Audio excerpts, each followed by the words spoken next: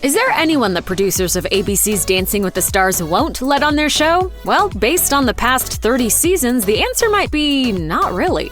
Follow along as we revisit some of the most controversial Dancing with the Stars contestants over the years.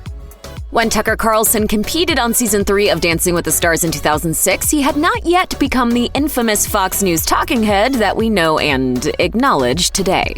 Don't get us wrong, he was still a pot stirrer even then. You may remember a viral clip of The Daily Show host Jon Stewart grilling Carlson on a 2004 episode of CNN's Crossfire, a political talk show that Carlson co-hosted. In the clip, Stewart went so far as to call Carlson a CNN's president at the time, Jonathan Klein, cited the incident when speaking to the New York Times about why the network decided to cancel Crossfire a few months later. The conservative political commentator then had a short-lived stint hosting his own MSNBC talk show, Tucker, before finding a home on Fox News, where he ramped up his rhetoric to 11. Unfortunately for Carlson, he didn't get very far on Dancing with the Stars. According to Entertainment Weekly, he acknowledged that his partner, Elena Grinyenko, teaching him how to dance was, quote, like Einstein teaching addition to a slow child. Recapping the episode, the outlet also noted, no one else seemed to want him there anyway.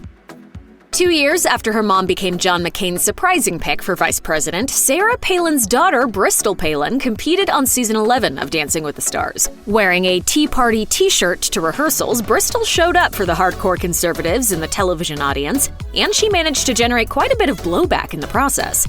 Though she consistently got some of the worst scores from the judges' table, the voting public kept Bristol in the game up until the finale. This led some to whisper that large numbers of Tea Partiers were keeping her alive, per ABC News. Matt Roush, a senior critic at TV Guide, told ABC.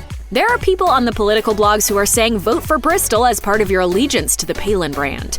Sarah brushed off the controversy in an interview with Barbara Walters, saying that she didn't have time to call every Tea Party member and ask them to vote for her daughter. Nevertheless, Dancing with the Stars fans were seriously peeved, and some even sent Bristol and her partner death threats, according to Daily Beast. Despite the Season 11 controversy, Bristol actually made a return in Season 15's All-Star cast. Her most memorable moment from this stint wasn't any of her dance performances, though. It was when she lashed out at her partner, Mark Ballas, during a pre-taped video package. Fresh off of her nonstop aggressive and widely criticized coverage of the trial of Casey Anthony, Nancy Grace joined the Season 13 cast of Dancing with the Stars in 2011. Her participation in the show elicited groans from all corners of media, the internet, and the legal profession in general. Grace had long been criticized for her highly biased style of true crime reporting. The New York Times' David Carr called her the, quote, willful enemy of the presumption of innocence. Her "somewhere out there tonight, the devil is dancing" comment, made after Anthony's not guilty verdict, was particularly criticized. Her casting on the show just weeks later received criticism from the likes of the Baltimore Sun, which said, Nancy Grace's casting is such an exquisite example of how calculating and exploitative primetime network TV can be.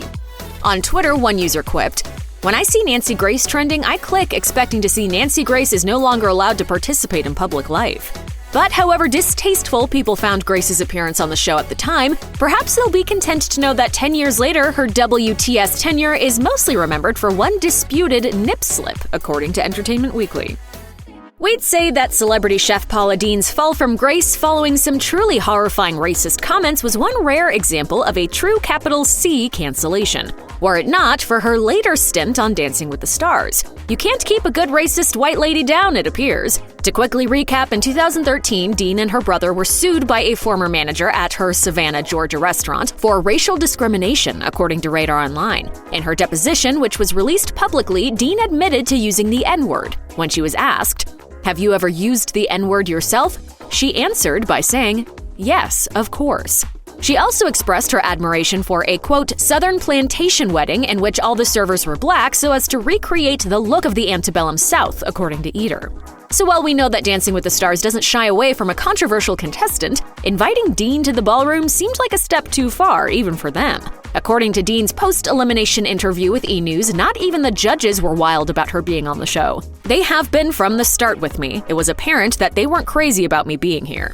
Unfortunately for Deen, Dancing with the Stars wasn't enough to get her Food Network spot back or the support of her former corporate partners. However, per Eater, it perhaps was enough to keep book sales high. Before appearing in season 23 of Dancing with the Stars, the most embarrassing thing former Texas Governor Rick Perry had done on television was run for president in 2011. Highlights from Perry's doomed campaign include the much-parodied Strong ad, in which he states, "You don't need to be in the pews every Sunday to know that there's something wrong in this country when gays can serve openly in the military, but our kids can't openly celebrate Christmas or pray in school." Then there's the oops debacle on the Republican primary debate stage when he forgot the name of a government agency he wanted to eliminate. The third one I can't, sorry. Oops.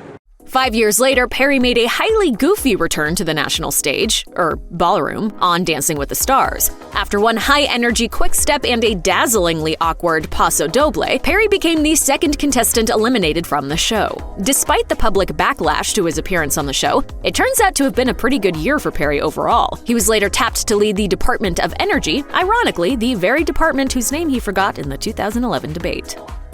As soon as your public scandal gets itself a GATE nickname, that's when you know it's time to do some real damage control. It's a pretty good bet that this is what Ryan Lochte, or Ryan Lochte's PR team, was thinking when he signed up for season 23 of Dancing with the Stars after Lochtegate. The Olympic swimmer and one-time king of the himbos took a reputational nosedive when it was discovered that his story about being robbed at gunpoint in Rio was pretty much a lie, according to Time. If he was hoping that appearing on Dancing with the Stars would help clean up his image, we'd guess that it kind of worked. But not enough to stop protesters from rushing the stage during one of his performances. The incident left Lochte feeling, quote, a little hurt, and he told CNN, "My heart just sunk. It felt like somebody just ripped it apart." The good news for Lochte is that the whole affair has by now been basically forgotten. There are a few images from the Trump era that will live rent-free in the minds of those who witnessed it firsthand for all eternity. One of those images is that of Trump's former White House press secretary Sean Spicer descending a staircase on Dancing with the Stars in a flashy yellow shirt with voluminous puffy sleeves flapping around his arms. His appearance generated immediate, furious backlash from viewers who thought the show was working a little too hard to make Spicer look good, or at least inoffensive. As MSNBC commentator Chris Hayes tweeted, "Power is all about who gets forgiven, who gets fresh starts." Even Dancing with the Stars host Tom Bergeron wasn't thrilled with Spicer getting cast, tweeting that this was not what he had in mind when he made suggestions to the executive producers for the upcoming season. He wrote, "Chief among my suggestion was my hope that Dancing with the Stars, in its return following an unprecedented year-long hiatus, would be a joyful respite from our exhausting political climate and free of inevitably divisive bookings from any party affiliations." Spicer's critics may not have been pleased to see him on the show, but at least they got plenty of hilarious memes out of it. Hey, all you cool cats and kittens, it's Carol at Big Cat Rescue. Was Carol Baskin, best known as Joe Exotic's arch-nemesis in the Netflix docuseries Tiger King, a wise casting choice by Dancing with the Stars producers?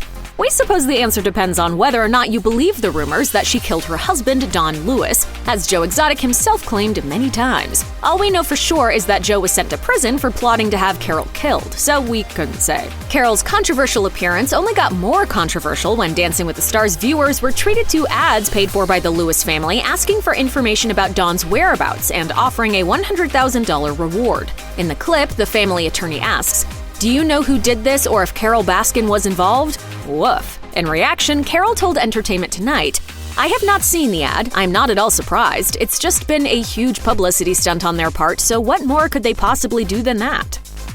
We suppose it would have been slightly more controversial if Dancing with the Stars had cast Olivia Jade's mom, Lori Loughlin, to take part in the show.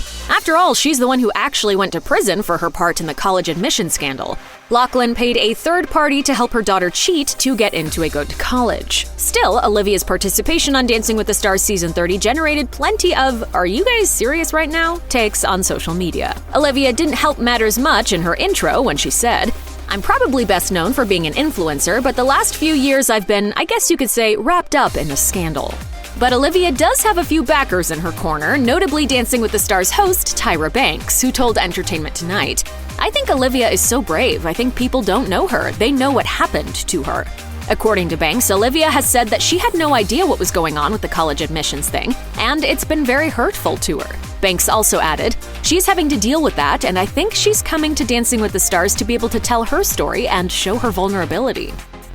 Dancing with the Stars almost always casts at least one athlete as part of the competition, so in that sense, it wasn't totally surprising to see Floyd Mayweather Jr. make his ballroom debut in Season 5. But in another more troubling sense, it was a seriously weird call by the Dancing with the Stars casting execs. The boxing superstar wasn't a beloved, family-friendly athlete. He had a past history of domestic violence against women.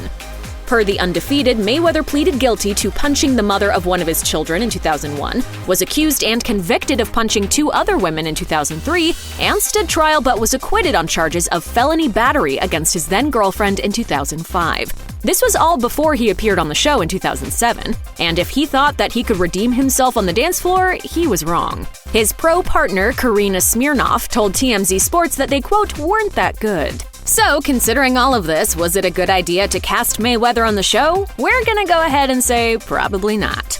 If you or someone you know is dealing with domestic abuse, you can call the National Domestic Violence Hotline at 1-800-799-7233.